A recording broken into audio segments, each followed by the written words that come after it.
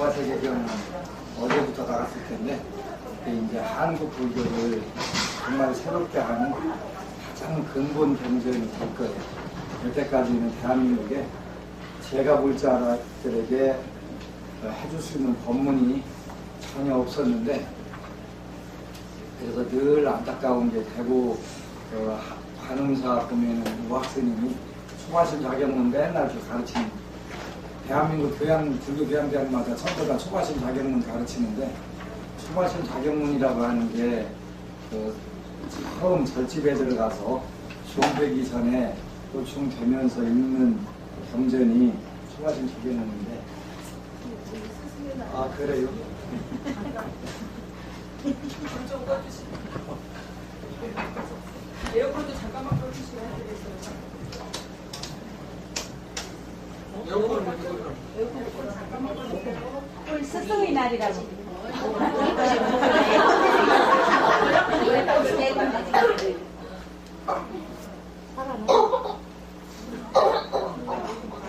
아, 불을 켜고요.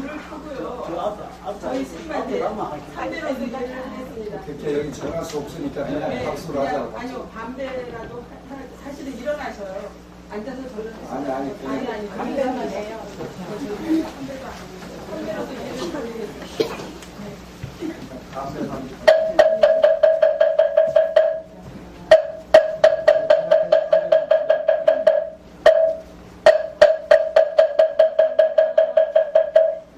고맙습니다.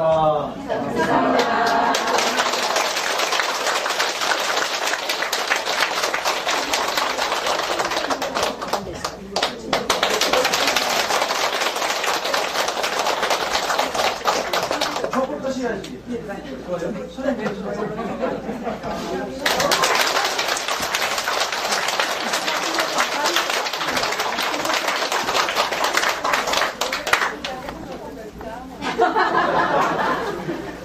제가 나중에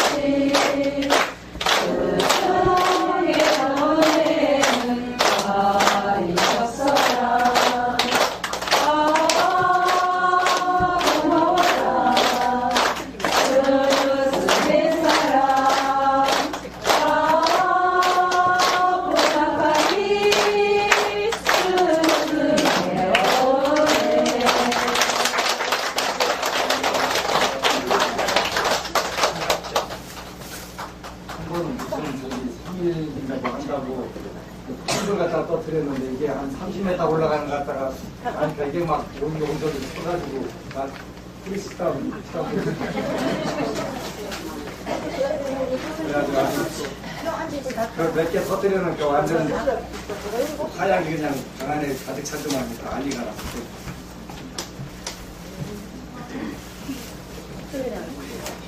이제 우리가 우바세계경을 근거로 해서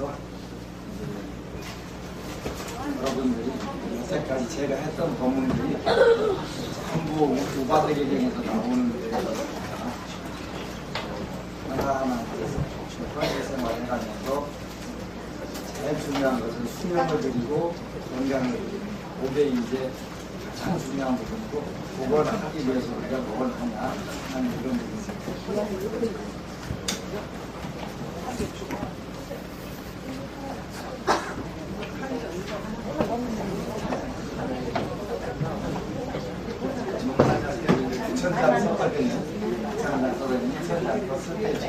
야, 그 사람들 지갑에 팔아보는데 진짜. 2000자는 일단 텔레비전에 아직 부드 텔레비전이 안 했는데 이제 우바세계경을 공양하는 분들에게 오늘 그랬다고 다음 주에 방송을 해야 그래서 여러분들이 현실 사회에서 가장 행복하고 성공적으로 잘 살 수 있는 그런 우리 한 번에 다 들어있으니까 그걸 어떤 일이 벌어지면 어떤 일이 생기면 부처님이 우바세계경에서 기독교로 말하면 바이블에 해당하는 완전히 우리 불교의 제가 불자들에게는 이경적이 되는 거예요. 기독교 바이블에 해당하는. 그래서 하나하나 우리는 어떻게 행동을 하고 제가 불자로서 수행을 해가지고 깨달음을 대호각성을 해가지고 극락세계가 만들고 또 관세음보살, 지상보살의 그러한 공덕을 현시대로 다 펼쳤습니다 하는 부분들이 자기 또 이제 각주를 달아서 전부 다 쉽게 불교 사전이 없어도 웬만하면 읽을 수 있도록 그렇게 만들었어요. 이제 정말 한국 불교의 가장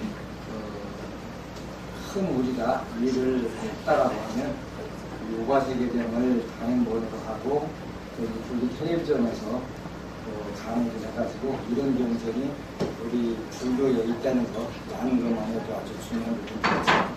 그래서 이제 그리고 일단 서울에 강남으로 서울법당 고향이 이사를 가게 되면 요일을 조절을 해야 될지도 모르겠어요. 그래서 현재 부산은 화요일 날, 수요일 날이 부산에 있는 시간으로 바뀌어야 되지 않나 하는 생각을 하고, 그 다음에 이제 수요일 날, 목요일 날 아침에 올라와서 목요일 날하고 금요일 날은 서울에서 하고, 그 다음에 이제 주말 주초를 논산법당에 있어야 되지 않나 하는 생각을 해요. 지난주 토요일 날은 용인 수지라고 하는 곳이 있는데 거기도 진짜 좋은 데더라고요. 근데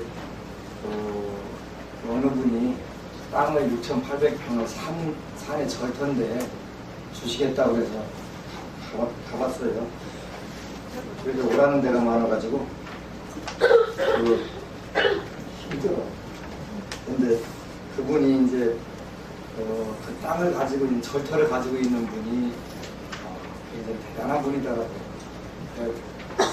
정말 오랜만에 당신 명함을 제가 마음에 들어서 좀 잘생겨서 저한테 명함을 주겠다고 해가지고 일단 잘생기고 봐야 될 것 같다는 생각을 하는데 이분이 이제 검찰 계통에서 30년 근무를 하시고 30몇 년 근무를 하시고 정년 퇴임을 하셨대요. 그래가지고 명함에는 미군 53 비행장 명예사령관으로 계시고 미 8군 법률 고문으로 되어 있더라고요. 영웅으로 되어 있는데, 그리고 지금 이제 저를 5번을 시켜줄 테니까 와서 기도를 해라, 맡아달라고 그러는데, 지금 얘기로는 용인 시장이 포교사였다고 하네요. 진짜 그거에 조심히 좋고, 그래서 그쪽 다 보관을 해주겠다 하는데, 이제 일단 고민 좀 해봐야 되겠다. 산도 좋고 공기도 좋고 다 좋은데, 하여간 절이 여러 번 늘어나면 일단은 제가 관여를 안 하면 안 되는 부분들이니까, 그래서 그런 고민을 하고, 복원을 하면 일단은 고려 때 한 700년 전에 고려 때 지어져 갖고 임진왜란 기록에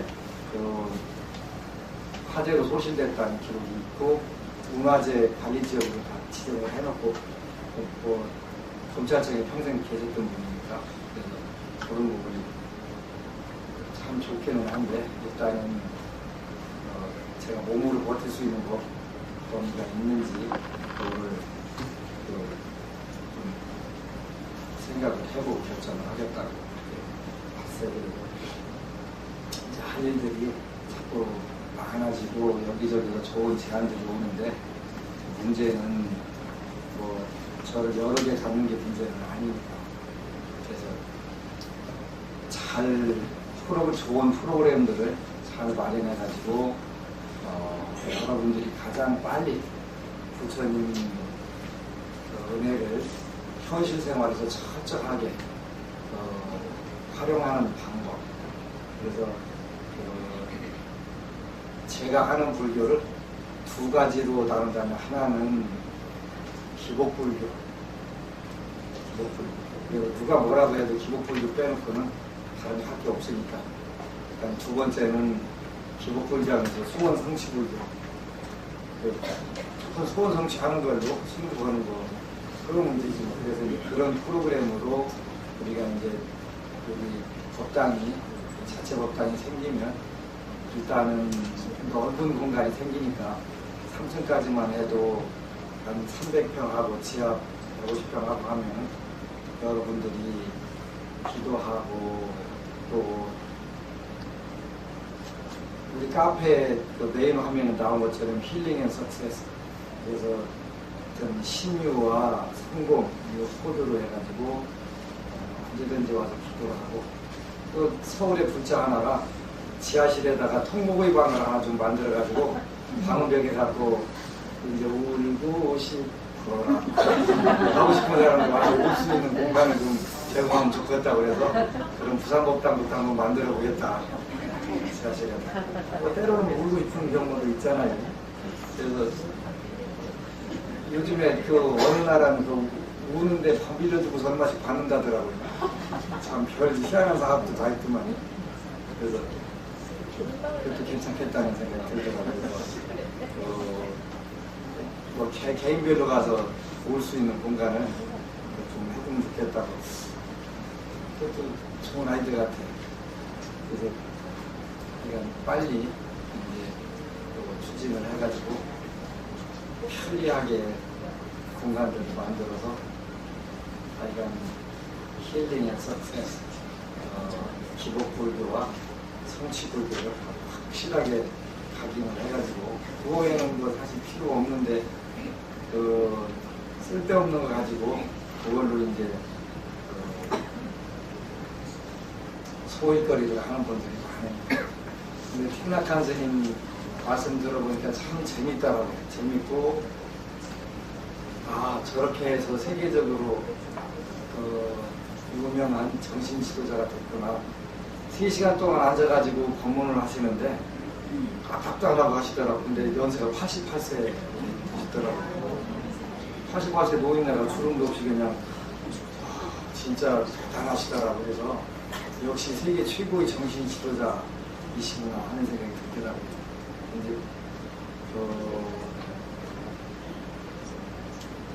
대단한 영적 능력이 있으시다 하는 생각을 많이 느꼈어요. 그래서 정말 많은 분들이 그 현장에 들어갔었으면 좋았을 텐데 하는 생각이 들더라고요. 마침 이제 그날은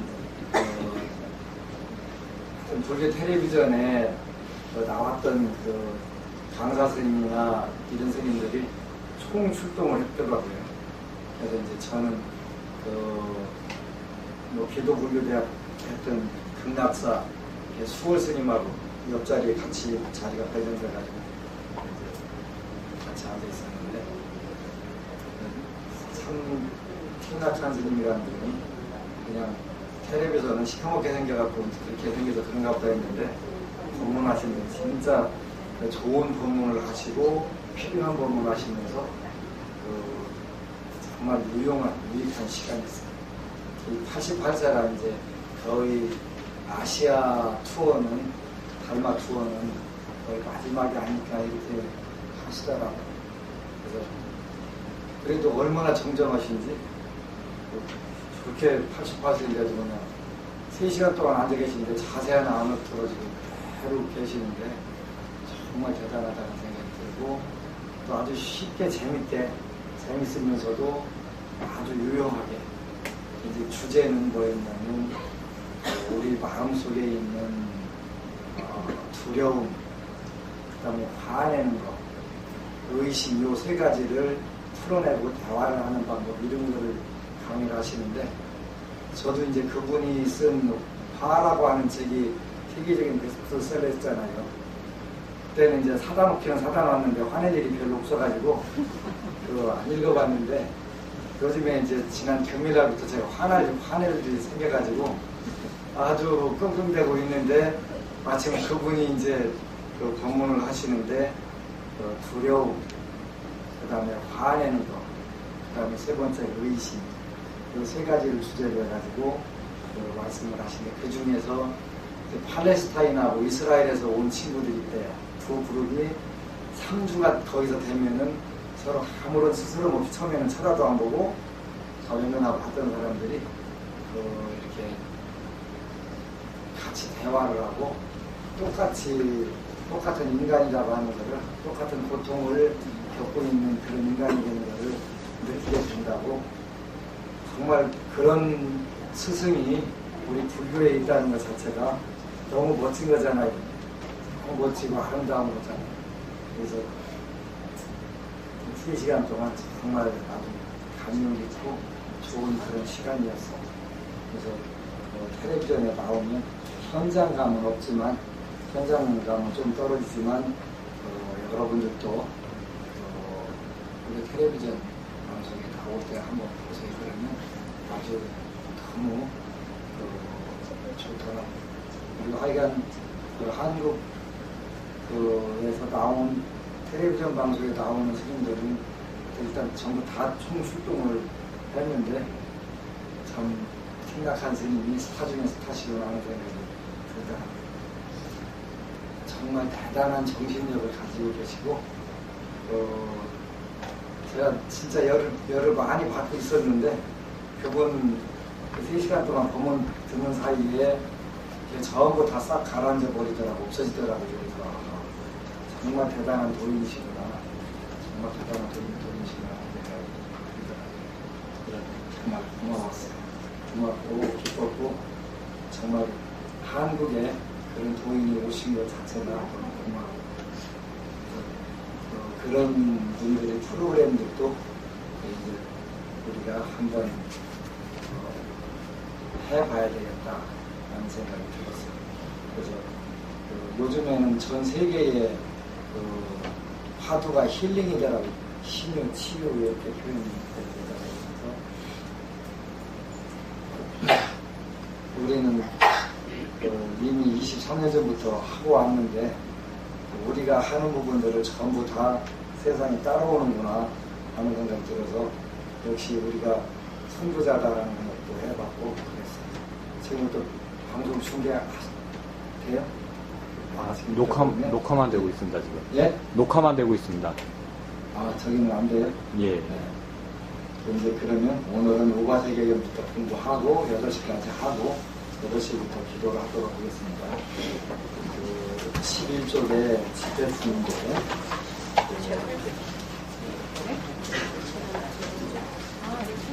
일단은 머리말을 제가 쓴 머리말을 간단하게 읽고 또 같이 공부하도록 하겠습니다. 머리말은 불기는 부처님께서 열반에 드신 해로부터 헤아리니 부처님께서 인멸하신 지 2557년이 되었습니다. 내일 모레가 부처님 오신 날이고 그래서 2557년으로 쓰는 것은 열반에 드신 해로부터 따진다. 부처님께서 가신 후 500년까지는 부처님을 생각만 해도 공덕을 받는 시기였으며 1000년까지는 선정에 들면 공덕을 받는 시기로 이 두 시기를 합쳐 정법 시대라고 합니다.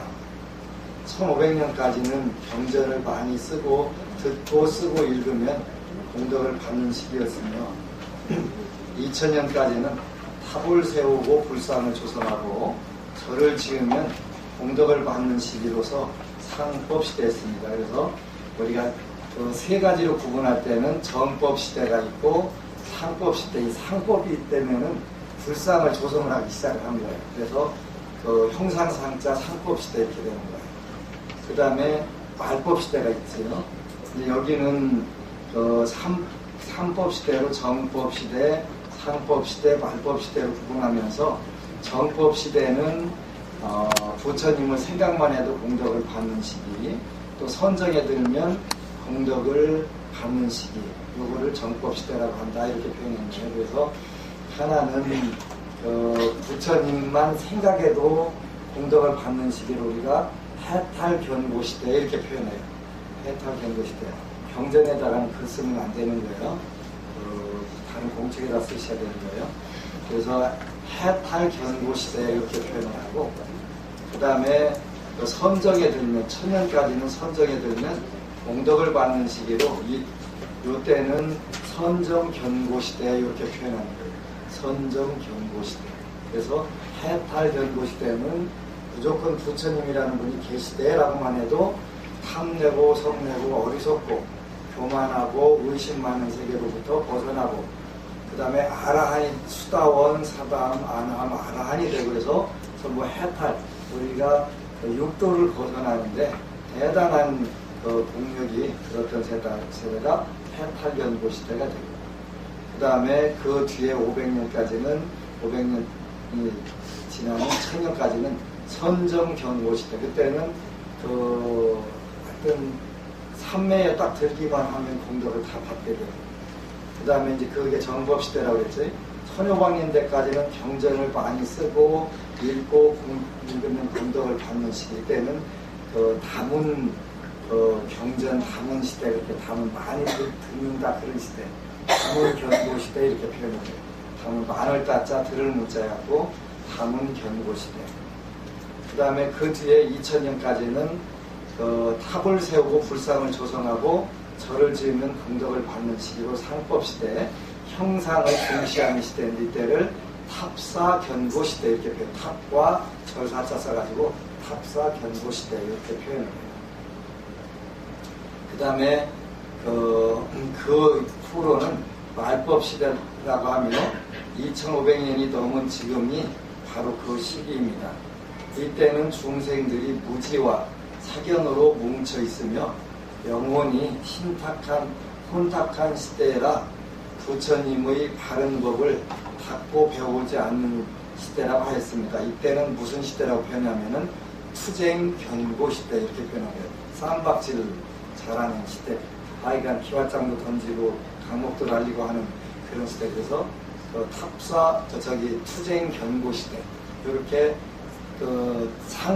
세 시대로 구분할 때는 정법, 상법, 말법 이렇게 표현하고, 5시기로 구분할 때는 해탈견고시대, 선정견고시대, 다문견고시대, 합사견고시대, 투쟁견고시대 이렇게 표현하는 거예요.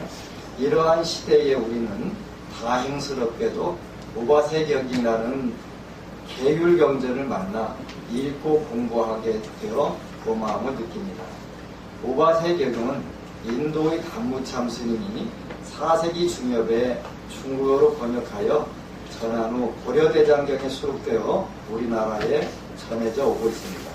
이후 1960년, 70년대에 동국역경원에서 한글 대장경으로 번역하여 전해져 내려오고 있습니다. 그러나 오래되어 21세기의 말과 약간의 차이가 있고 너무 어려워 이번에 누구나 읽을 수 있고 이해할 수 있도록 주석을 달아 새롭게 내게 되었습니다.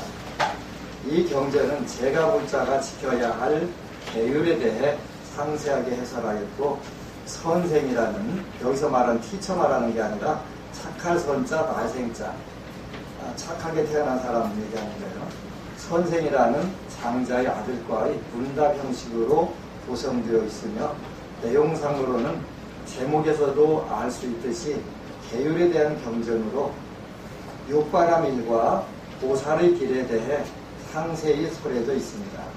이 경은 우바세는 제가불자 중에 남자 신도를 제가불자라 우바세라고 하고, 그 여성 불자는 우바이라고 한다고 했어요. 우바세, 우바이.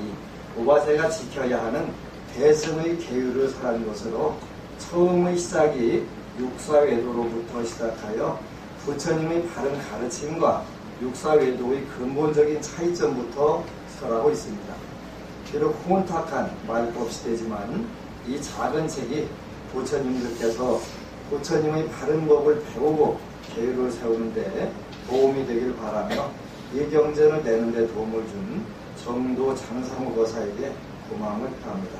이렇게 해가지고 또 오바세 경이라는 경이 다시 오늘날 말로 표현이 됐는데, 오바세라고 하는 것은 경전 제목을 얘기하자면 첫 번째가 제가불자를 통칭해서 우바세, 우바이 경 이렇게 표현 안 하고 그냥 대표로 우바세 이렇게 표현했다. 그래서 제가 불자, 제가 불교 신도를 말한다.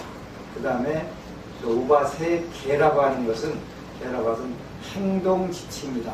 그러니까 우리가 어떻게 행동을 해야 되고 마음가짐을 가져야 되고 입을 조심해야 되는지 하는 몸과 입과 뜻, 생각을 통제하고 그 다음에 행동의 근본, 기본 지침을 스탠다드를 이렇게 딱 세우는 그런 것을 우리가 계율이라고 한다. 하지 마라 하라 그런 의미가 아니라 우리가 어떻게 하면 우리 인생이 행복하고 성공적으로 잘 살 수 있나 그 행동 지침을 우리가 계라고 표현한다. 그래서 요즘 말로 표현하면 취사 선택, 행동을 하는 데 있어서 취사 선택을 말하는 것이다. 할 것과 안 할 것을 잘 고르고 버리는 것을 우리가 계라고 표현한다. 그 다음에 경이라고 하는 것은 모아놨다 이런 뜻이다. 모아놨다. 그래서 부처님이 하신 말씀을 일정한 주제에 대해서 전부 모아가지고 실로 잘 우리가 또 꽃 목걸이 이렇게 실에다가 꽃을 잔뜩 해갖고 이렇게 목걸이 만드는 것처럼 또 염도 이렇게 만드는 것처럼 한 줄로 잘 꿰있다. 그걸 우리가 수트라 경이라고 한다. 그래서 처음에는 모든 경전이 기억에 의해 가지고 암송이 됐었는데 이제 서기 500년대에 스리랑카에서 처음으로 기록이 되기 시작해가지고 기록을 해가지고 오늘날처럼 이렇게 기록되어 오는데 지금도 이제 버마나 미얀마나 태국이나 스리랑카는 부처님이 하신 말씀들을 처음부터 끝까지 암송을 하는 그러한 스님들이 몇 분 계시다 이렇게 나와요. 그래서 이제 우리는 여러분들이나 저나 아주 배려버린 게 하나 있어요. 스마트폰 생기고서 자기 전화번호도 기억을 못하는 거예요. 그죠? 옛날에 1986년도에 어느 잔치를 가니까 우리 동네에 제 선배 한 분이 있었는데 글자를 전혀 몰라요. 글자를 전혀 모르는데 본인 이름도 못 쓸 줄 몰라. 그런데 조그마한 상하고 젓가락 일본말로 와로바시 젓가락을 딱 주니까 밤새도록 노래를 부르는데 레퍼토리가 끝이 없는 거야.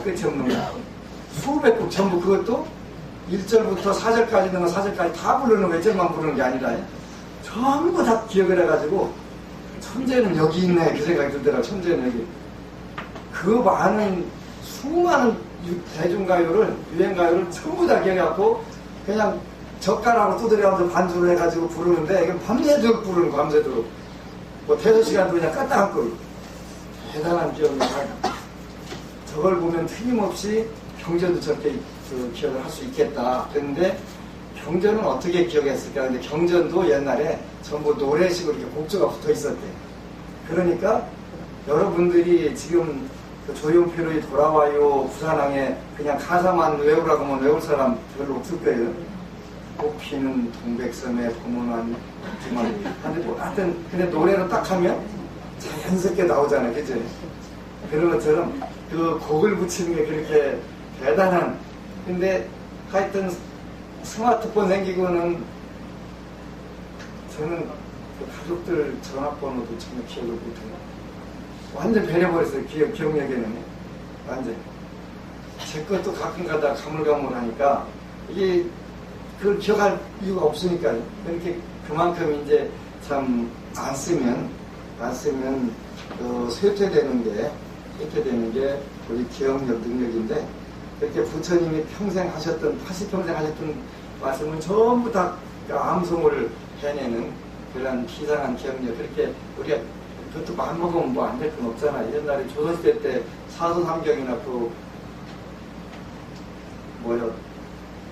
시험 보려면 다 했었으니까. 근데 이제 그렇게 기억하면 물론 굉장히 좋은데 여러분들이 늘 가지고 이 책을 읽으면 너무 좋아요. 근데 하나하나 너무 좋은 구절들이 많이 나오는 거예요. 그래서 제가 아까 기독교의 바이블과 맞먹는 책이 딱 하나 있다면 바로 이 우바세계경이다 이렇게 딱 단정을 할 수가 있어요. 그 정도로 이 각 제목마다 딱딱 정해가지고 주제가 있는데 너무 희한하게 잘 된 거예요. 그래서 요런 경전을 우리가 가지고 있다는 것에 대해서 진짜 너무너무 행복하더라고요. 요 경전에도 삼복전이 나와요. 삼복전, 이제 여러분들하고 앞으로 세 가지 복전, 경전, 은전, 비전 이렇게 표현했단 말이에요. 불법승, 삼보와 스승은 경전, 은전에 들어간다. 부모와 조상들은 응애의 복밭에 들어간다. 불의웃은 비전, 슬플 비자 비전에 들어간다. 이렇게 전부 요 경전에서 하나씩 전부 다 되게 돼 있단 말이에요. 그래서 오늘은 11쪽에 집회품을 여러분들하고 같이 공부를 하겠습니다. 제가 읽도록 하겠습니다. 이와 같이 나는 들었다. 한때 부처님께서 슈라바스트 나라에 있는 제타소도의 아나타 빈디카 장자가 부처님께 공양 올린 정사, 금강경에 나오는 기수국 고도관, 거기에 그러면 아나빈티 정사라고 되어 있는데, 아나빈티 정사라고 되어 있는데, 기수국 고도관, 그죠? 1250명의 대비구승, 500명의 비구니, 1000명의 우바세와 500명의 걸치라는 아이들과 함께 머물고 계셨다. 그때 그 중에 장자의 아들인 선생이 부처님께 말씀드렸다. 이렇게 해가지고 경전에는 반드시 앞에 경전의 서술 방법이 육하원칙, 이제 언제 어디서 누가 무엇을 어떻게 왜 그게 육하원칙이잖아요. 반드시 육하원칙이 나온단 말이에요. 일반적으로 그걸 생략한 경전도 조금은 있다. 대표적인 게 반야신경 같은 경우는 그런 게 없잖아요. 그죠? 언제 어디서 누가 무엇을 어떻게 왜 했다. 그게 없는데 반드시 육하원칙이라고, 불교에서는 육하원칙이라고 표현 안 하고 육성취 이렇게 표현합니다. 6가지 성취에 오늘날 육하원칙하고 똑같은 것이다. 진짜 대단한 거예요. 2600년 전에 이 생각을 부처님이 얼마나 논리적이신 분이었는지 나중에 부자들이 헷갈리지 않도록 이렇게 전부 이렇게 언제 어디서 누가 무엇을 어떻게 왜 하셨다 이렇게 딱 구분을 짓는 거예요. 그때 그 중에 장자의 아들 선생이 부처님께 말씀드렸다. 세존이시여, 육사외도들이 중생을 가르치며 법을 설하기 위하여 말하기를 이른 새벽에 6 방향에 예경하면 수명과 재물을 누릴 수 있습니다. 그 이유는 재석에게 속한 동방의 땅에 공양하면 석재환인이, 금강경에서 석재환인이 나오지요. 석재환인이 보호하여 하고 도우며, 염라왕에게 속한 남방의 땅은 공양하면 염라왕이 보호하고 도우며, 염라왕이 계신 데가 어디라고 했죠? 남섬무주, 남연무제 이렇게 표현하잖아요. 그러니까 인도의 전통신앙들을 불교에서 많이 포석을 한 거예요. 석재환인도 금강경에 나오고, 남연무제는 염라왕은 지정경에 나오고 다 나오잖아요. 이렇게 요분들에게 이제 그 인도의 전통신앙에서는 이렇게 이제 육방에다가 6방향이 동서남북, 상하, 이렇게 해서 6방향에 절을 한단 말이에요. 우리가 어디 아침에 일어나서도 절에서 사방에다가 옥탑을 치고 내려가면서 절하고서 도량석을 돌고 이제 하잖아요. 그런 것처럼 그는 모든 인류들의 자연스러운 인지 상정에 해당하는 거잖아요. 이렇게 해가지고 14쪽에 일품 3절에 보면은 이제 바로 위에 보면은 세존이시여, 부처님의 가르침에도 이와 같은 육방이 있습니까? 육방 예경이 있습니까? 이렇게 묻는 거예요. 그러니까 이제 부처님께서 대답을 하시는 거예요. 선남자여, 나의 가르침에도 육방이 있으니 육바라밀이 그것입니다. 이제 요 우바세계경은 처음부터 육바라밀 법문으로 나오는 거예요.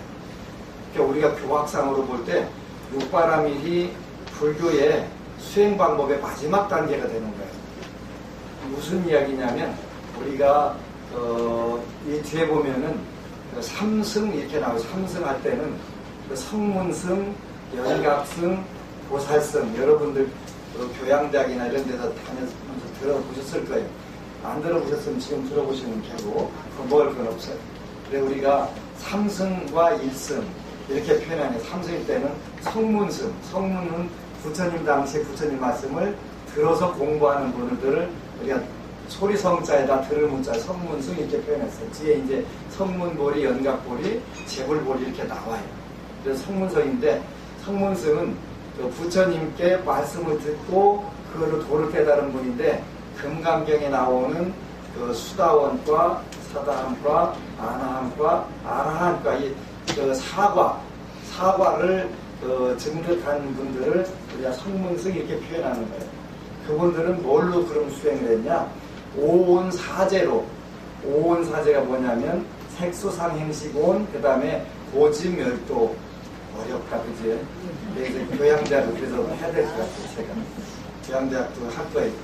제1기는 1만 명 해가지고 그래서 이런 거를 이제 성문승 오온사제를 수행하라는 거는 아 인생은 괴로운 거야? 괴로운 것은 왜 이런 게 오는 거야? 그러면 괴롭지 않은 열반의 세계가 있대.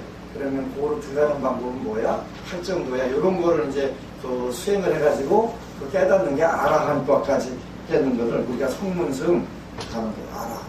그 다음에 이제 그 12연기 무명년 행하고 현현식하고 식연명색하고 이런 거 가지고 또 수행하는 분을 복각, 연각 그래서 연각보리, 연각승 이렇게 표현하는 거예요. 그냥 들어두세요. 나중에 다 알 수 있어요. 그 다음에 관세음보살, 지장보살 이런 분들은 뭘 수행하냐? 오온사제도 아니고 연기법도 아니고 육바라밀을 수행하는 거예요. 여러분들에게 왜 처음부터 부처님이 육바라밀을 설하시냐면 그 보살에는 출가보살과 제가보살이 있다. 그래서 안심정사는 안심인의 이념, 안심인의 신조, 안심인의 정신이 있는데 우리가 안심정사는 어떤 절이냐 그러면 보살교단이다 이렇게 표현하는 보살교단이다. 부처가 되려고 하는 게 아니고 보살이 되려고 한다. 보살이. 그러면 여기는 보살에는 출가보살도 있고 여러분들 같은 제가보살이 있다. 그럼 제가보살은 뭘 수행을 하냐? 인류의 가장 높은 수준의 수행 방법이 육바라밀이다. 도시, 지계, 인욕정리, 선정판이야. 그래서 1년에 걸쳐 가지고 요 오반세계경을 여러분들하고 공부를 하고 그리고 나서는 이제 대지도론이라고 하는 경전을 공부하게 되면 여러분들 금생의 공부는 그걸로 끝난다. 딱 2번만 공부하면 끝나게 돼 있어. 나머지는 참고서로 볼 수 있는 거예요. 이래 되면 와 이게 보살이구나. 그러면 일단 그 이제 대지도론까지 공부하고 나면 여러분들이 관세음보살, 지장보살이 되는 거예요. 집에 가서도 이 왼수가 아니라 아 내가 구제할 보살의 제자들이로구나 이렇게 딱 웃기는 거지. 이렇게 보이는 세상이 다 그렇게 보인단 말이야. 그러면 고민거리가 있어요 없어요? 없어. 오로지 상대방을 위해서 뭘 더 해줄까? 지장보살이나 관세음보살이면 그런 분이거든요. 쟤한테 어떻게 하면 나한테 공양을 돌리게 할까? 이런 고민을 하시는 게 아니라 내가 뭘 저 중생의 어떤 문제를 어떻게 쉽게 해결해 줄까? 이것만 고민하면 그것만 고민하시는 거예요. 그러니까 나는 성불 안 할란다. 관세음보살도 그렇고 관세음보살도 그렇고 지장보살도 그렇고 성불보다는 보살이에요. 성불 못하셔. 저분들은 포기하셨어요. 왜? 중생들이 아무 때고 싹 전부 다 부처가 되고 깨달으면 그때 내가 성불하겠다고. 되겠어요? 안 되겠어요? 안 돼. 왜 안 되냐면 잘 나가다 3000% 팍 빠지는 인간들이 많아가지고 그 인간들 잡아가서 또 구제하러 가다 보니까 안 되지.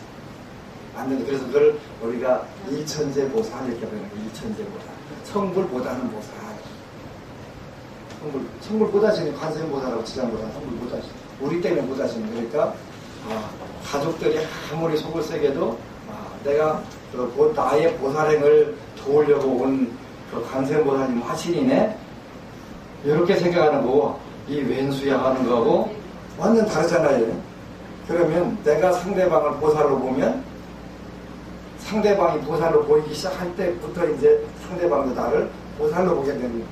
왼수로 볼 때는 왼수로 보이지 뭐 생각하는 대로 보이니까 어느 분이 아침에 그랬었는데 할 수 있다고 생각하면 할 수 있고 할 수 없다고 생각하면 할 수 없고 그게 사는 이치니까. 그래서 육바라밀 원문이 처음 나오는 거예요. 그래서 여러분들은 제가보살, 저는 출가보살. 그래서 그 제가보살과 출가보살을 위한 가르침입니다.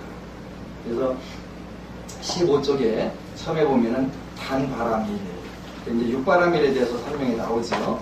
이렇게 이제 단바라밀, 다나 바람이다 이렇게 표현해. 다나 바람이다.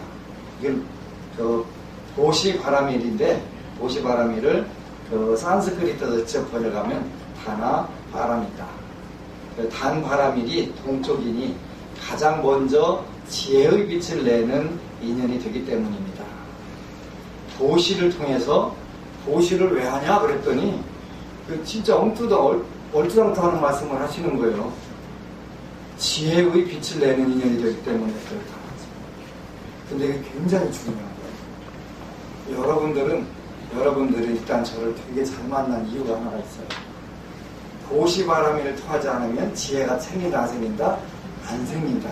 이런 뜻이에요. 진짜 중요한 거예요. 반드시 보시를 해야 지혜가 열리고 기회가 오는 거예요. 돈이 아무리 많아도 지혜가 없으면 그를 무엇을 줘요? 악업을 지게 돼 있어. 아프지만 골라서 해요. 그치? 지혜가 없으면 복이 많아도. 근데 복은 없고 지혜만 있으면 뭐가 돼요? 쓸 줄을 몰라. 지혜가 발휘가 안 돼. 지혜가 발휘 안 돼. 그치? 복이 없으면 지혜가 발휘가 안 되는 거예요. 남의 하수인 노릇다 가면서 악업만 지어줘야 되는 거예요. 그렇기 때문에 복덕과 지혜가 둘이 다 하나다 할 때 석가모니 부처님께서는 하나다 이런 뜻이에요. 보시바라밀을 할 때만 가장 먼저 지혜의 빛을 내는 인연이 되기 때문입니다. 지혜는 보시바라밀을 통해서 나온다는 거예요. 이게 보시와 지혜는 둘도 아니고 하나도 아니다 이런 뜻이 되는 거예요. 보시를 안 하면 지혜가 안 생기고 지혜가 없으면 보시를 안 하게 되고 그러니까 뭐가 더 먼저도 아니라 동시에 이루어져야 되는 거란 말이지. 동쪽은 중생의 마음에 속하는데 중생이 보시바라밀에 공양하면 수명과 재산을 드릴 수 있습니다. 수명과 재산을 드릴 수 있습니다. 가장 중요한 거 이거보다 더 중요한 게 혹시 있을까요? 그 노래에 이런 게 있었어요. 목숨보다 더 귀한 사랑이지만. 그런데 많은 사람들이 그렇게 착각을 해. 그치? 상살 없는 감옥인가? 만날 길 없네. 그래 하는데 남자 여자 둘 중에 하나만 살으라고 하면 서로 떠밀지 자기가 죽겠다고는 연인들 있겠어요? 없잖아요. 그래서 수명이 제일 중요한데 수명이 어떻게 중요하냐면 건강 장수하는 게 중요한 거잖아요. 길게 사는 건 아무 의미가 없어요. 이때는 건강하다는 그 반드시 전제 조건이 있어야 되는 거예요. 누워서 100살 채우면 뭐 할 거예요? 생생하게 움직여가면서 100살을 차려야 돼요. 그거 여러분들 운동 관리 해야 돼요. 건강 관리 반드시 하셔야 돼요. 여러분들은 하여튼 재수 없으면 120살까지 살아야 되는데 재수 있으면 100살, 재수 없으면 120살 살거든요. 그걸 잘 계획을 세워가지고 건강 관리를 하셔야 돼요. 1997년도에 제가 논산에서 조치원에 있는 고려대학교 그 세종 캠퍼스에 그 경영정보대학원을 가봤어요. 갔더니 그때 어느 의대 교수가 오셔가지고 그런 얘기 하더라고요. 여러분들은 앞으로 15년 후면은 남자는 그 셋 중에 한 사람이 90살을 넘기고 여자는 셋 중에 두 사람이 90살을 넘기게 됩니다. 왜요? 그랬더니 왜요는 일본 사람 담요. 근데 왜요? 그랬더니 그 일본 사람 담요가 아니라 그 일본 사람들하고 미국 사람들이 1996년도 7년도에 그 수명이 그렇게 됐다는 거예요. 남자는 셋 중에 한 사람이 90살 넘기고 여자는 셋 중에 둘이 90살 넘기고. 그렇게 우리가 그 당시 영양 상태, 의료 상태를 미국과 일본은 15년 그 뒤를 따라갔다는 거예요. 그 해가 어제냐면 2012년도 작년. 그러니까 여러분들이 이미 90살 넘어가는 거는 당연하다고 보는 거예요. 자살하지 않는 한은. 넘어가요. 그렇게 되니까 요때를 대비하라고 그때 그 얘기 와서 듣고 얘기하니까 스님 왜 돌았어요? 그러는 거죠. 내가 왜 돌아? 안 돌았지 당연히. 근데 지금 그 상태가 온 거예요. 그지? 지금 혹시 50살 먹었는데 본인이 늙었다고 생각하는 분. 늙었다고 생각할 수도 있어요. 둘 중에 하나예요. 이게 안 받쳐주거나 그러면 자기가 늙었다고 생각하지요. 근데 또 요즘에 보면 인터넷 보면은 뭐 50대 몸매가 이럴 수가 그래갖고 그냥 뭐 S라인 뭐 이런 거 나오잖아. 그지? 또 어떤 사람은 50대 얼굴 이렇게 피둥피둥할 수 있어 뭐 이런 거 인터넷에 많이 나오잖아. 그러니까 뭐예요? 얼굴이나 몸매 보고는 나이 보고는 모던 시대가 와버리는 거예요. 왜? 구분이 안 돼. 그리고 영양 상태가 좋고 의료 상태가 좋고 이렇게 되니까 안 된다. 그러니까 재수 없으면 110살, 재수 있으면 100살.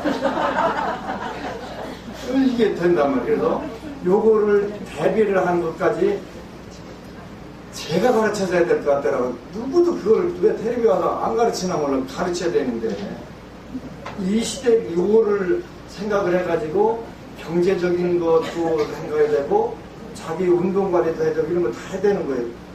일단 그 돈의 10가지 비밀이라는 책을 보면 영국의 애덤 잭슨이라고 한 분이 쓴 책인데 돈의 비밀이라는 책이 있어요. 근데 그 책에 읽어보면은 그 서유럽에 65세 이상 된 노인도 아니지. 65세 이상 된 노인들의 70%가 정부 보조가 없으면 살 수가 없대. 급빈자라는 거. 서유럽 그 복지가 잘 된 나라에서 미국 같은 경우도 그 푸드뱅크라는 거 있어요. 푸드뱅크. 그 거의 저기 유효기간이 다 지나기 직전에 빵이라든가 이런 거를 그 빵집 앞에다 대놓으면은 수치심을 준다고 그래가지고 한 곳에다가 전부 모아다가 놓으면 거기 가서 이제 다른 사람들이 나온다 봐 눈치봐 딱딱 가져가는 게 이렇게 요거 안 팔리게 이렇게 하는 방법으로 그렇게 하는 게 푸드뱅크란 말이에요. 근데 푸드뱅크가 없으면은 굶을 사람들이 굉장히 많다. 미국 사회도. 그러면 우리가 그 사회보다 절대 선진 사회가 아니라. 그러면 우리는 심각한 문제가 오는 거예요. 그래서 무조건 한 푼이라도 벌여야 되고 저축을 해놓으라는 거예요. 저축에는 두 가지가 있어요. 하나는 공덕을 짓는 거, 하나는 현금으로 모아놓는 거. 두 가지를 해야 되는 거예요. 그래서 부처님이 법안 스님을 경제학과로 3, 4번 했구나. 요거까지 전부 다 가르치라고 미래를 했어요. 스님들이나 종교 성직자들이 이걸 준비를 시켜야 되는데 국가는 그 가난은 나라님도 그저 못하는 거야. 안 돼. 안 되는 이유가 있어요. 왜 안 되냐면 이게 경제적인 거는 자기 업이기 때문에 안 되는 거예요. 업이기 때문에. 그러니까 아무리 도와주려고 해도 도와줄 방법이 없는 거예요. 그래도 우리 불자들은 되게 고마운 부분들이 있는데 논산에 가면 그 저기 주방에 있는 저 글을 누가 써달라고 그래서 받아주셔서 고맙습니다. 받아주셔서 고맙습니다. 요 이야기를 잠깐 내가 했더니 그 논산 본찰에 잠깐 방문했던 영업장님하고 논산 시의원하고 두 분이 그 이야기 듣고 감명을 받았는데 대만의 자제공덕회 증엄스님 말씀을 했거든요. 이분들은 어떤 재난이 일어나면 제일 먼저 봉사요원들이 투입이 되는 거예요. 그 지역에서 가장 가까운 있는 분들이 다 모여가지고 가니까 제일 빨리 도착을 하는 거예요. 예를 들어 스촨 지진이 일어났다 그러면 제일 먼저 투입이 돼요. 분들이. 가져가는데 거기서 만드는 음식하고 담요 같은 걸 가져가고 주는데 그 재난이 일어나서 이렇게 한번 덮고 하니까 그렇게 받아주셔서 고맙습니다. 그 뜻이에요. 그게 본인들이 딱 무릎 꿇고 딱 이렇게 받아주셔서 고맙습니다. 그렇게 불교의 저력이 거기에 있는 거. 이렇게 내가 베풀었지 너 딱 기억해야 돼. 이렇게 하면 안 돼. 우리 기념사진 찍자. 이렇게 이제 서울에 어느 분이 온 거예요. 불교 토끼 이제 자기네 아이온스 그룹도 있고 뭐 무슨 그룹도 있고 많이 있잖아요. 이제 동네에서 이제 유지들끼리 모아가지고 어느 집 애들 이제 소년소녀 가장에 갔더니 그 애들이 그 쌀이랑 뭐 이런 가져갔는데 쳐다도 안 보더라는 거예요. 그러고서 그 보더니 텔레비 보다가 사진 찍자고요? 사진 찍으세요 하고서 나오더라는 거예요. 얘들 잘못이 아니에요. 여태까지 오는 사람들마다 그 인증샷 한다고 맨날 그 사진 찍자고 해갖고 그게 내가 보고 사진 찍자고요? 찍으세요. 그 애들한테 오히려 안 한 것만 그 물질적으로는 도움이 됐는데 마음의 상처는 무지막지하게 준 거예요. 그지? 그러니까 그냥 당연히 또 사진 찍자고 찍어라 이렇게 나오는 거지. 근데 정음 스님은 교육을 어떻게 이렇게 시키냐면 받아주셔서 고맙습니다. 이렇게 그것도 그 줄러 간 사람들이 그 사회의 최고 지도층 되는 사람들이 사람들이 다 전부 다 하고 다 가서 받아주고 고맙습니다. 그러니까 불교가 살아날 수밖에 없지. 이런 마음을 가지고 이게 보시바라미를 이렇게 해당이 되는 거예요. 받아주셔서 고맙습니다. 여러분들도 여기는 주방에다가 써놨는데 여러분들한테 하는 건 아니고 저게 이제 원산에서 하도 좋다고 그래서 주방에서 가끔 가다가 와갖고 트러블이 생기는 경우가 있어요. 이제 논산에서 한 번은 이제 공양주보부가 스님이 아직 공양 안 드셨으니까 조금 이따 드세요 그랬는데 빨리 주문 되지 죽이 먹거나 말거나 불상관이냐고 막 신경질을 부린 거예요. 그러니까 이 법부님이 황당해가지고 밥 안 차려줘버린 거예요. 그렇게 또 열받아갖고 씩씩거리면 이 사람 안 나오면 되지 하고서 또 가는 거예요. 다 잘못된 거죠. 다 잘못된 거죠. 이렇게. 그래서 이제 저기다 먹어주셔서 고맙습니다. 합치는 분들은 먹어주셔서 고맙습니다. 안 먹어도 그대로 있으면 아무 소용 없잖아요. 그죠? 또 먹는 사람들은 해주셔서 고맙습니다. 그래서 한국말은 원래 주거니 받거니라는 말이 원래 없어요. 기브앤 테이크라는 개념이 없어요. 한자말은 수작이 술잔을 주는 것과 받는 것이 수작이거든. 수작 걸지 마 할 때 그 수작이라는 게 그런 뜻이에요. 술잔을 줄 숫자, 받을 작자리였고 수작, 이게 수작이에요. 영어로는 기브앤 테이크. 한국말로는 그걸 번역하다 보니까 주거니 받거니인데 원래는 주고 또 주고예요. 그러니까 주방에서 밥을 잘 차려주면 먹는 사람들 먹어주는 거예요. 그치? 때려주면 맞아주고 이렇게 전부 주고 또 주고 지구상에서 유일한 나라래 그게. 한국 언어 구조가 그렇게 되는 거예요. 우리는 모든 게 다 보시바라밀이 되는 거예요. 보시바라밀. 주고 또 주고 오는 거예요. 때려주면 맞아주고 밥 해주면 먹어주고 그치? 전부 다 주고 이게 보시바라밀이란 말이죠. 근데 받아주셔서 고맙습니다. 이런 태도를 우리가 한다면 우리가 복력이 늘어나고 이건 비상하게 늘어나고 정신 수준이 높아져가지고 좋아진단 말이에요. 그러니까 이제 보시바라밀부터 나오는 거예요. 그래서 보시바라밀을 공양하면 뭐가 늘어나냐면 수명과 재산을 드릴 수 있습니다. 우리나라에서 이런 기도를 하는 절이 있더라니까. 만신정사 재수불을 하는 거예요. 재수불을 하는 거예요. 수제불공이라고는 안 했지만 착한 방향을 바꿔가지고 재수불공. 이게 오바세계경이 그래서 우리 근본 술경이 되는 거예요. 이렇게 많은 분들이 좀 유치원 제목이 아닐까요? 그러는데 아니요, 이것보다 직접적이고 확실한 교대에서 더군다나 경전에 정확하게 근거하고 있기 때문에 이게 잘못된 게 아니다 이렇게 될 수가 있다. 그래서 보시바라밀을 쭉 전부 다 육바라밀이 나와 이렇게 해서 그 다음에 두 번째 시라바라밀, 시바라밀이라고 표현했는데 시라바라밀은 신라는 기회라고 하는 뜻이 계유. 그래서 지게바라밀, 고시지게, 인육 찬제바라밀은 인육바라밀. 그 다음에 비리아바라밀은 그 정진바라밀. 그 다음에 그 디아나 자나 바라밀다는 선전바라밀.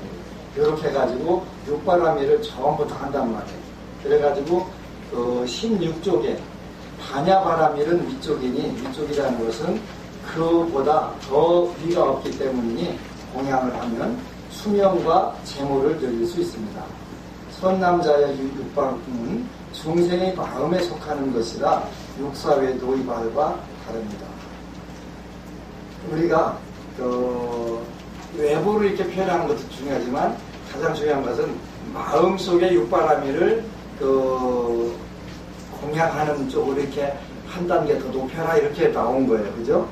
그래서 마음에 속하는 것이라 중생의 마음에 속하는 것이라 육사회들 말과 좀 다르다. 들어오시오. 그래서 그러면 이러한 육방을 누가 공양할 수 있습니까?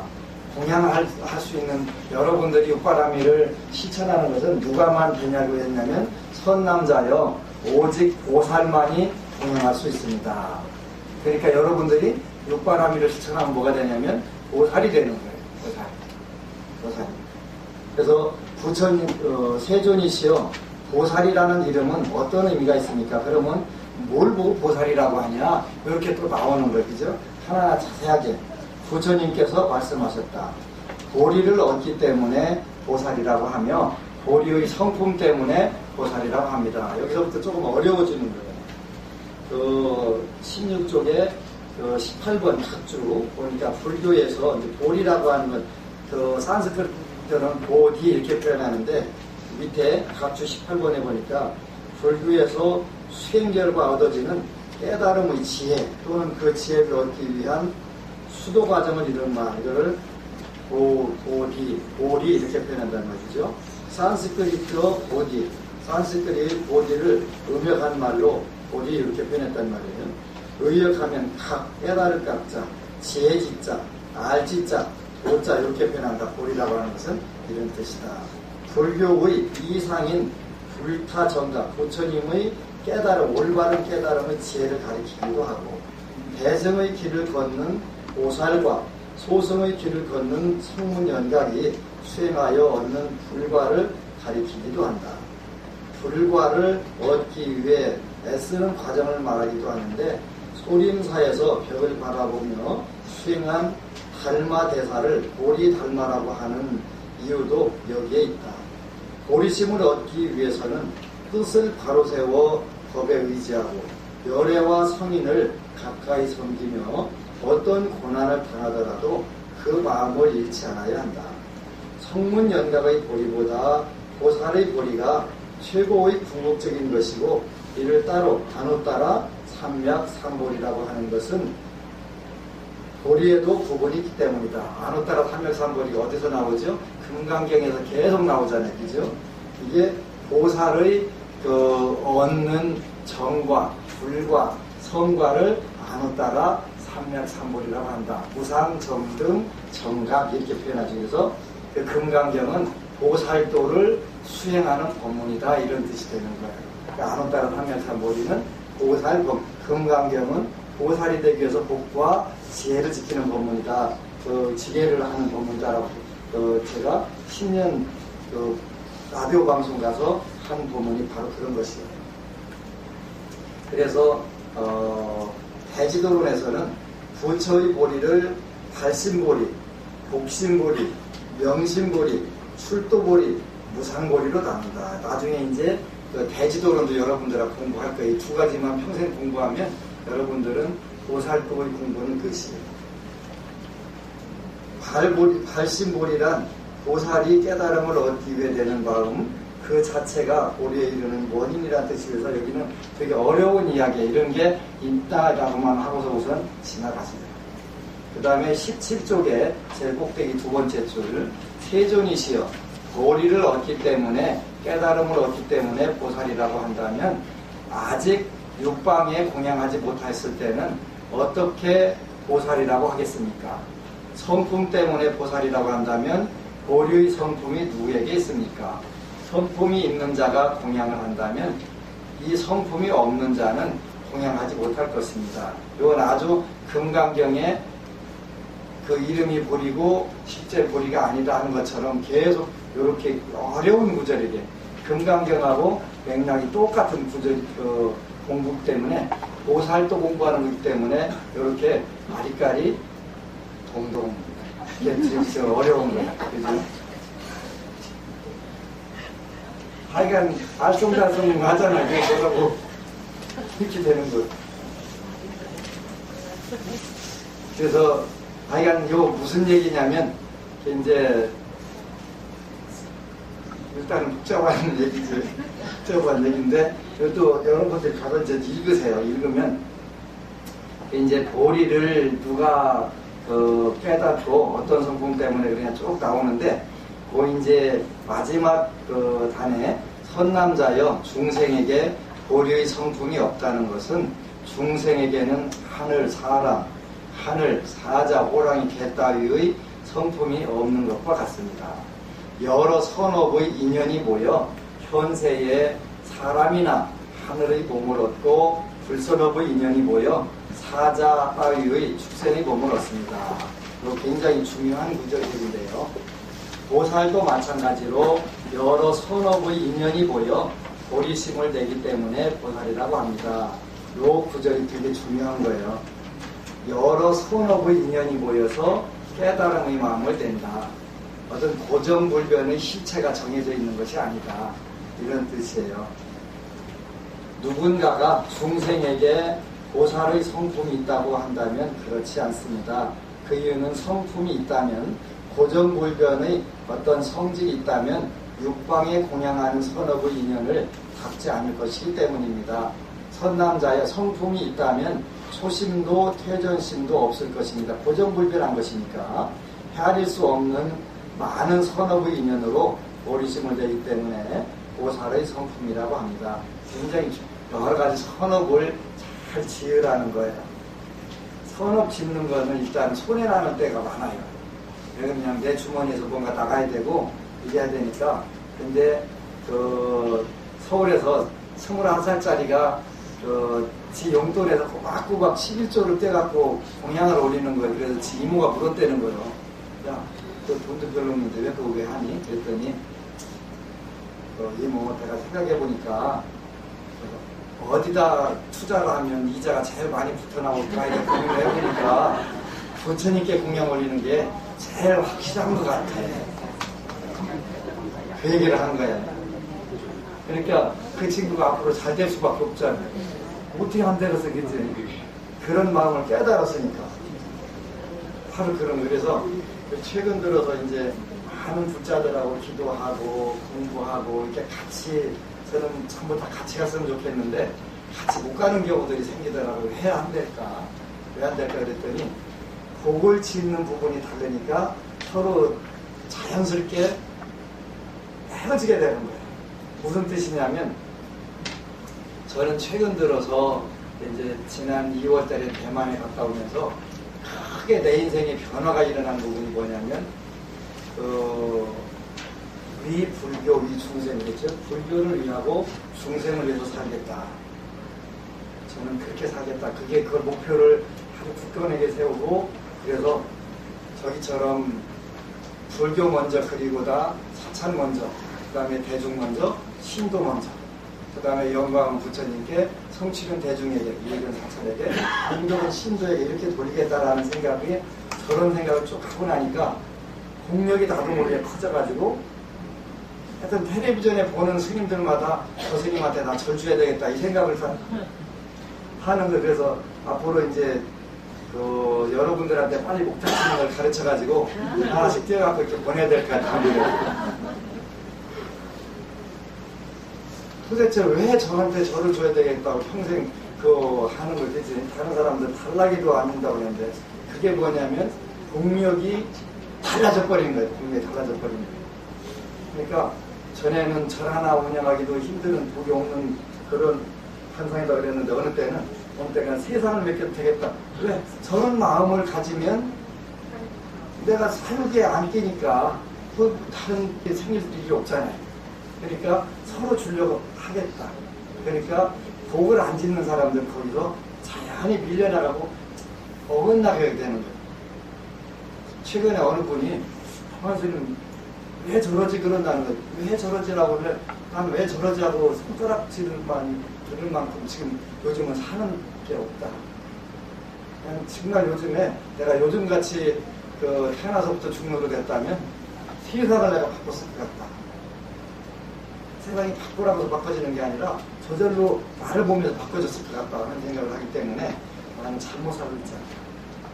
착각일지 모르지만 적어도 나는 부처님께 영광, 성취는 대중에게, 이익은 사찰에게, 공덕은 신도에게, 내가 이 생각으로 하고 내가 뭘 조금 더 하면 불교를 위하고 중생을 위할 수 있는 길일까, 그거를 고민하는데 그런 게 뭐가 문제가 되겠냐. 그런데 나하고 복력이 같지 않으면 시비를 걸 수가 있다. 왜 저런? 초기에는 저도 조립식으로 개딱지같이 짓고 살면서 교도소 뭐든 돈만 생기면 그런데 왜 댕기냐고 하는 신부도 있었는데, 지금은 그게 아니라 왜 저러고 사나 모르겠다고 하는데 일단 그게 궁금해서 물어보고 싶은데 어떤 부분이 마음에 안 드냐. 근데 그런 시비를 걸면서 떠나가는 분이 있었어요. 안타까운데 뭐 길이 없는 걸 어떻게, 그지? 길이 없는 거. 근데 어느 순간인가 여러분들이 기도를 잘하고 또 보시를 잘하고 하게 되면 얼굴이 밝아지게 돼 있어요. 밝아지고 커져 보이고 그 다음에 환하게 빛이 나요. 근데 어느 순간부터 그게 안 되는 거예요. 저 사람 얼굴이 왜 저렇게 시커머지지? 햇빛 것도 아닌데 왜 그러지? 그러고 자꾸 작아져 보이는 거예요. 왜 속에 보이는 거예요? 아, 저 뭔 문제가 생겼구나. 큰 문제가 생겼구나. 근데 아니나 다르게 큰 문제 딱 생기는 거예요. 저한테 대립각을 딱 세우고 대드는 거예요. 개하고 고양이하고 차이가 있어요. 고양이는 주인이 잘하면 지가 신인 줄 안돼. 아, 우리 주인이 내가 신이기 때문에 이렇게 밥도 주고 이쁘다고 쓰다듬어 주고 나한테 잘하는구나. 논산절에 고양이가 새끼를 낳았어요. 새끼 낳았는데 되게 웃기는데, 걔 이제 임산부 아니에요. 임산부라고 우리 진실행 법부님이 참치 캔을 하다가 이렇게 밥을 말아줬더라고요. 안 먹어. 채식 고양이로 바뀌었나 봐요. 참치가 있어도 안 먹어. 그 녀석 엄마는 참외를 이렇게 잘 먹었거든요. 참외 하나 주면 그냥 간단하게 먹었는데, 요즘 참외를 안 깎아줘 봤는데, 이건 가서 이제 한번 깎아줘 보려고. 참치캔, 출산했다고, 수했다고, 그거 몇 개 사다가 귀한 거 갖다가 해줬는데, 그대로 안 먹고서, 말라 들어지더라고요. 근데 고양이는 그렇대. 근데 걔는 다르대. 걔는 우리 주인이 신인가 봐. 나한테 이렇게 밥도 주고 이쁘고 해주고. 근데 고양이는 밥 먹는데 건드려도 뭐라고 안 해요. 근데 걔는 안 그래. 걔가 유일하게 주인은 대들을 때가 한 번 있어요. 그죠? 밥 먹을 때 건드릴 때 그때는 대들어. 되게 무서운 거지. 그때는 주인이고 뭐고 없어냐고 물어본지잖아. 고양이는 안 그래. 그 장단점이 다르더라고. 그래서 우리가 이렇게 보시바람이 대지도론이라고 하는 거 보면요.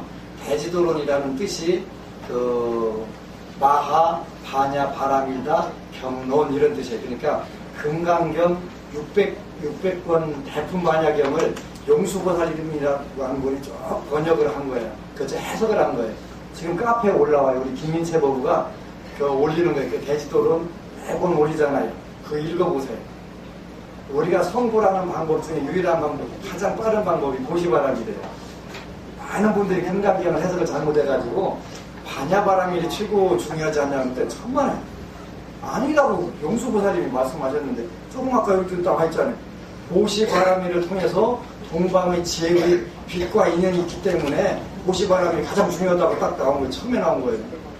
처음에 나온 거예요. 제가 여러분들 주머니 털어내려고 보시바람이 중요하지 하는 게 아니라 이 길밖에 없기 때문에 그런 거예요. 그걸 할 때만 지혜도 생기고 그 요즘에 우리 김인채 보고 올리는 부분에 보시바람이를 할 때 지혜바람이 성취하게 되고 인욕바람이 성취하게 되고 쫙 그거 나와요. 읽어보세요. 기쁘지. 그래서 그 평생 요 오바태기경과 대지도론으로 여러분 불교한 데는 좀 끝내겠다 그런 의미를 가지 그걸 하는 거예요. 그래서 고정불변의 실제 그 마음이 있는 게 아닌데 여러 선업의 인연이 모여서 보리심을 내기 때문에 보살이라고 한다. 이런 구절들은 여러분들이 꼭 기억하세요. 다음에는 여러분들 형광펜 가지고 오세요. 형광펜 사가지고 오세요. 그리고 그 여러분들 개인 그 책을 마련하세요. 그래가지고 꼭 가지고 오면서 가면서 읽고 형광펜에다 이렇게 중요한 부분들은 볼펜이나 단을 긋지 말고 그 18쪽의 제일 윗줄 보살도 마찬가지로 여러 선업의 인연이 모여 보리심을 내기 때문에 보살이라고 합니다. 그렇게 여러분들한테 보살은 왜 보살이냐라고 이렇게 딱 대답을 해야 돼, 그지? 이렇게 해줘야 돼요. 일품 6절에 보면 선남자여 어떤 중생들은 외도를 받아들여 행하다가 외도 경전의 그릇된 가르침을 좋아하지 않게 되어 보리심을 내고 그러지. 어떤 중생은 적정 즉 고요한 곳에 머물러서 그 선을 받아들여 착함을 받아들이는 인연으로 보리심을 내며 깨달음의 마음을 내는 거죠. 어떤 중생은 생사의 허물을 관하다가 보리심을 내고 어떤 중생은 악을 보거나 악을 듣고서 보리심을 내며 어떤 중생은 자신의 탐욕과 성냄과 어리석음과 인색함과 질투심에 대해 깊이 알고 스스로 꾸짖고 책망하여 보리심을 내고 어떤 중생은 외도들의 오통, 신선을 보고 보리심을 내며 오통은 오신통 중에서 누진통이라는 걸 빠진 것이 오통이라고 하는 오통 신선 또 어떤 중생은 세간에 끝이 있는지 없는지 알고 싶어 보리심을 내고 어떤 중생은 열애의 불가사의함을 보고 들어보고 보리심을 내며 어떤 중생들은 불쌍하고 가여워하는 마음을 내어 보리심을 내고 어떤 중생은 중생에 대한 사랑으로 보리심을 냅니다. 그래서 깨달음의 마음을 내는 구절들이 쭉 그 동기가 나온단 말이죠. 여러분들도 마찬가지. 오늘 어느 분이 글을 썼는데 아들이 부처님과 아들이 뜻대로 잘 안 돼가지고 기도하다가 부처님하고 인연이 됐다. 그래서 아들 덕분에 보리심을 내게 된 거, 그렇게 된 거지. 남편이 술 먹고 하도 헷갈리고 다니면서 저 인간이 저 왼수가 왜 그러나 하고서 기도하다가 불교를 제대로 하게 돼서 보리심을 내기도 하고, 그래서 이렇게 쭉 보리심을 내기도 하는, 보리심을 우리가 깨달은, 내가 왜 중생으로 이렇게 살아야 돼? 나 이렇게 살고 싶지 않아. 이런 뜻이 보리심이라는 거, 그지? 나 정말 잘 살 거야. 멋지게 살 거야. 행복하게 살 거야. 이게 보리심이라는 거야. 이게 쭉 그렇게 보리심이라는 게 무슨 뜬구름 잡는 얘기가 아니고 이렇다는 거지. 우리가 이런 걸 알아야 된다.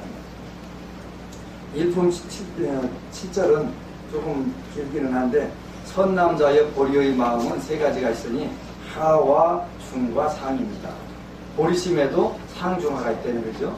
중생에게 있는 성품이라는 것은 세 가지로 정한다면 중생의 하심은 중심을 짓고 중심은 상심을 지으며 상심은 중심을 짓고 중심은 하심을 짓으며 서로 관련이 지어 있다는 거지. 중생이 한량없는 선법을 부지런히 닦으면 그 고급스러운 상심이 들고 부지런히 닦지 않으면 퇴보하여 하심이 됩니다. 그 성품을 잘 닦아나가면 물러나지 않는 불퇴라고 하고 닦아나가지 않으면 물러난다고 퇴라고 하고 끝없이 많은 중생을 위해서 언제나 선행을 닦고 복덕을 쌓는다면 그것이 불퇴전입니다.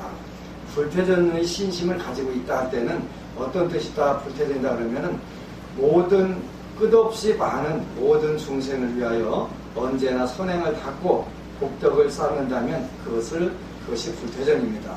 그렇게 하지 않는 것을 퇴전이라 하니 이런 보살에게는 물러나는 마음과 두려운 마음이 생깁니다. 모든 중생을 위하여 언제나 선법을 닦고 쌓으면 불태전을 얻습니다. 그러므로 나는 반드시 오래지 않아서 나눠 따라 삼맥삼보리를 얻을 것이라고 수기한 것입니다. 이렇게 해서 그 상중하에 깨달음의 마음이 있는데 그 불태전의 마음, 물러서지 않는 마음은 우리가 언제나 끝없이 많은 중생들을 위하여 언제나 선행을 닦고 복덕을 쌓는다면, 선행을 닦고 복덕을 쌓아 이렇게 돼 있다면, 그러면 불태전의 보살이 돼서 물러나지 않는다는 말, 금생보다 절대 나빠지지 않고 끝없이 발전하게 된다는 그런 뜻이에요. 여러분들이 금생에 이문 받았을 때 최대한 불태전의 단계까지 올려놓고서 가야 다음 생에도 안심하고 갈 수가 있잖아요. 이게 된다는 말. 그래서 이렇게 우리가 깨달은 마음을 왜 내냐, 어떻게 내냐, 쭉 여러분들이 늘 읽어가면서 가지고 다니면서, 저도 이제 요즘은 기획이 읽고 이렇게 보면서 맞아 소리가 저절로 나오거든요. 하여간 읽어보면 세상에 이렇게 재밌고 대단한 경전이 우리가 있었는데, 그 누군가에게 불경이라고 권유하고 싶은데 그 경전이 있다면 요 경전이 된다 되지. 그래서 이렇게 전부 다 나와 있어요. 전부 다 나와. 이렇게 어떻게 이렇게 그 여러분들 171조 잠깐 읽어볼래요? 19품 5절에 보면 19품 5절에 보면은 171조 또 중간에 19품 5절에 보면 선남자여 도시에는 두 가지가 있으니 첫째는 법시이고 둘째는 제시입니다. 이렇게 나오지. 그렇게 그러면 제시는 뭐고 법시는 뭐다? 이게 정확하게 어떤 과보를 얻는다 전부 다 나와 있다. 정말 자세하게 나와 있어. 그러니까 경사남자 이제 법시는 재물과 법 두 가지 과보를 얻으나 제시로는 오직 재물의 과보만을 얻습니다. 때문에 법보시를 하면 재물과 법의 두 가지 과보를 얻으나 재보시로는 오직 재물의 과보만 얻습니다.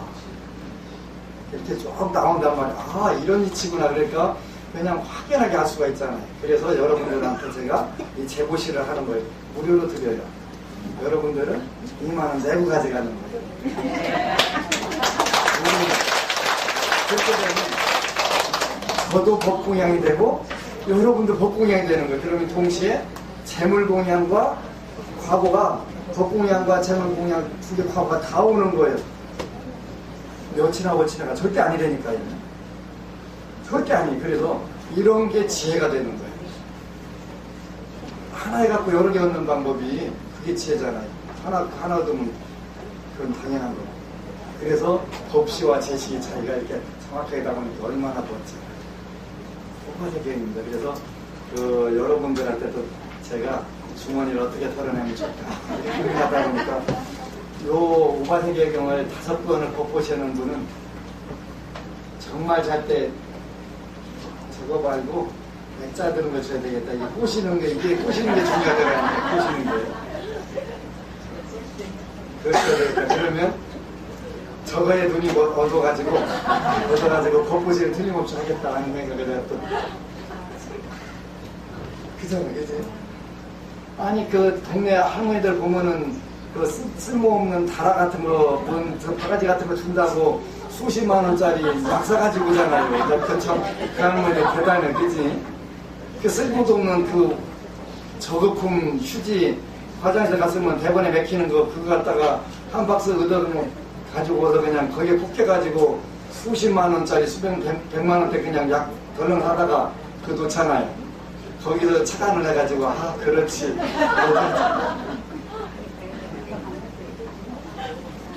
그 제가 8,000번 정도 쓰니까 글씨가 조금 옛날보다 이뻐졌다 하는 생각이 들더라고요. 8,000번 쓰니까요. 그래서 아 이때부터 그렇게 작전을 쓰면 안 먹게 들어갈까 이제. 그래서 주위에 여러분들이 법공양을 해가지고 법공양을 해서 주면은 아마 정말 많은 분들이 불교가 이런 것이었어? 라고 하는 아주 좋은 어른들이 되겠죠. 그래서 개인별로 준비를 해서 형광펜을 사오라고 하면은 뭐하니까 여기다가 사다 놓고서 원가에 제공을 하는 것도 괜찮겠다. 편리를 제공하는 방법이니까. 또 사오라고 하면은 가지각색 여러 가지 사가지고 와서 하니까. 다음 주에는 사다가 놓을 테니까 여기서 이제 구입을 해서 중요한 부분들은 줄치는 게 중요하거든요. 정말 이 하나하나가 제가 그동안 했던 법문들이 전부 여기에 다 나온 거예요. 복전에 대해서도 세 가지가 있다 했는데 경전, 은전, 복전 여기 다 나와요. 그래서 정말 좋은 경전. 여러분들 그러니까 평생에 공부 많이 해가지고 이제 다음 생에는 여기 좁은 데서 불편하게 안 하고 그냥 여러분들 하나 한 대씩 다 갖고서 연합체가 돼갖고 그냥 지구상이 군락세계를 만들어 버리는 거지. 수고하셨습니다.